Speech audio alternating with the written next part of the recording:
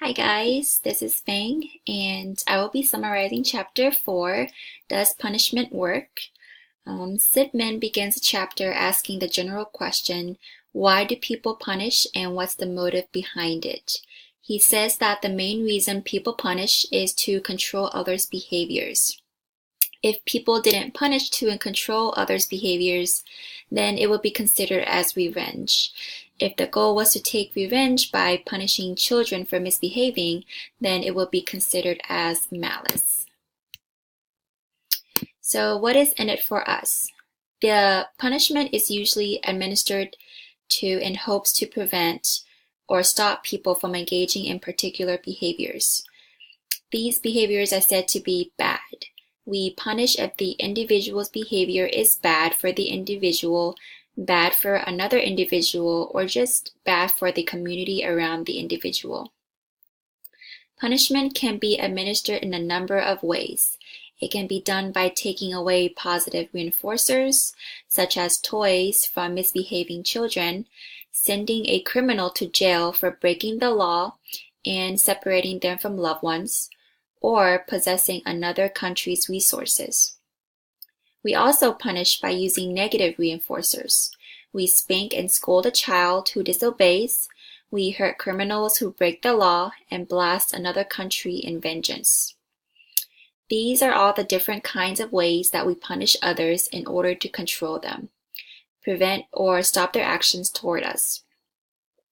Punishment has become normalized and people are desensitized in the community because it occurs so frequently, whether through laws or culture.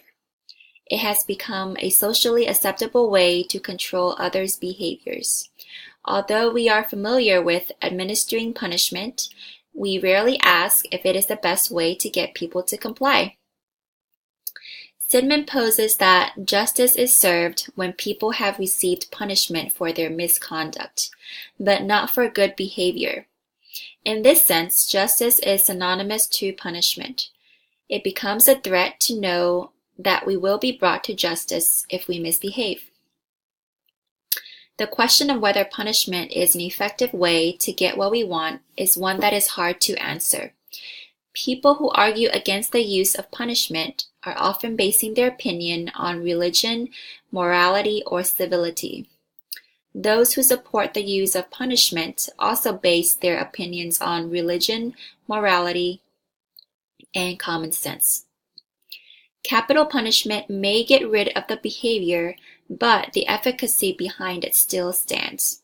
For example, does restraining people behind bars reduce the number of killings, theft, or rape? Does confining those individuals prevent future occurrences of those actions they committed when they get out? Do financial consequences keep people from lying? There are many factors that come into play when trying to figure out why people do what they do. It is important to note that correlation does not mean causation. For example, aggressive actions may be followed by feelings of anger, but that doesn't necessarily mean that anger caused aggression. Two correlated events may be independent of each other, but it can be affected by a third variable. With behavior analysis, we can see if there is strong evidence if two events are correlated. This can be done by isolating each variable and putting them together to see how they interact with each other. We can rely on scientific evidence instead of basing our position on beliefs, feelings, or moral convictions. The laboratory data suggests that although punishment is effective for controlling behavior, there are severe disadvantages. So, how do you study the effects of punishment?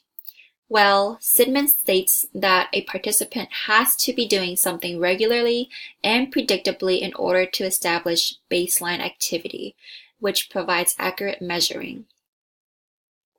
Another tool used in an experiment to establish baseline rates of activity is the use of reinforcement.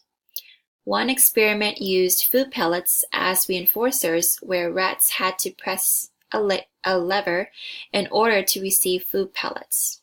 Since the baseline rates of activity is steady, punishment can then be administered to the rat whenever it presses the lever, so that we know for certain that any new elements introduced will be attributed as a punishment. A commonly used punisher is electric shock, which usually functions as a negative reinforcer. The shocks used in laboratory settings are ones that is strong enough to cause your reflexes to kick in, but not enough to hurt you. Previous techniques of punishment involve the use of bright lights, loud sounds, air puffs, loss of support, etc. But they were proven to be ineffective due to the subject's history of reinforcement. Electric shocks are more reliable because its punishing effects have been widely used across different subjects, types of behaviors, and settings. Another advantage is that shocks can also be delivered mechanically through the use of automatic devices. The use of shocks as punishment initially appears to be unethical and morally compromising. But Sittman emphasizes that an experiment must be deemed technically sound and adequate before addressing the ethical standards. If experimenters cannot control the use of electric shocks by way of devices, then the data will be scientifically wrong.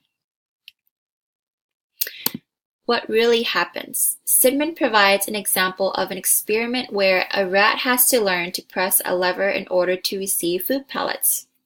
However, the rat will now get a mild shock in addition to food pellet every time it presses the lever. At first, the rat does stop pressing the lever, but then it gets up again to press the lever, now faster than normal. The shock only served as a punishment temporarily. The rat continued to press the lever because of the positive reinforcer, which is the food pellet. The shock that the rat got was not strong enough to stop the undesired behavior of pushing the lever. Therefore, positive reinforcement in this instance was more powerful than punishment. We can draw from these conclusions that criminals and any unlawful citizens do not stop misbehaving when released from prison because they have no alternative way to acquire their reinforcers, and that their punishment is not as effective as it should be. An alternative to stopping the rat from pushing the lever could be intensifying the shock so that the punishment becomes more powerful than the reinforcer. Another way would be to attach a chain on the ceiling so that when the rat pulls the chain, food is dispensed, but no shock. This would serve as a mild punisher and eliminate the struggle between positive reinforcement and punishment. By punishing the undesired behavior temporarily, the rat would have learned a new way of getting the reinforcer by doing an activity that is more appropriate. It is important to note that if we do not implement the mild punishment with fidelity to teach a new behavior, then we cannot promise that the replacement behavior will be desirable. As we have often seen, punishers have no value when placed side by side with strong positive reinforcers. It can also be said that we use punishers unskillfully to change another individual's actions. By doing this, we may use punishment in a way that causes the punishing agent to become reinforcing for the individual. This results in an individual that pursues pain and suffering. All that needs to happen is to deliver the shock before food is dispensed. The shock will then become a positive reinforcer to getting the food. If we remove the shock and food, the rat will only press the lever occasionally. If we administer only the shock, every time the rat presses the lever, it gets the shock, but no food. The rat will continue to press the lever only to receive the shock, which has become a positive reinforcer. The shock can also be delivered through the use of a chain hung from the ceiling. Every time the rat pulls the chain, only shock comes through. The shock has become a powerful positive reinforcer where we can teach the rat a new behavior. This translates to society where there are individuals who indulge in their own suffering and pain. For example, children with autism and intellectual disorders are often neglected by many due to their diagnosis. However, if they commit in self-injury, they can sometimes draw the attention of the community. They learned that self-injury brought attention and that the pain became a positive reinforcer in the process. Similarly, if the food was replaced with access to a sexual partner, then the shock would also act as a positive reinforcer to sex. Sidman states at the end that the two ways to use punishment, that is, deliver strong punishment or use a mild form of punishment, but teach the appropriate way to act. But neither of these ways are more effective uses of punishment. My question is, what do you think would be a powerful positive reinforcer to teach children who engage in self-injurious behaviors? Thank you.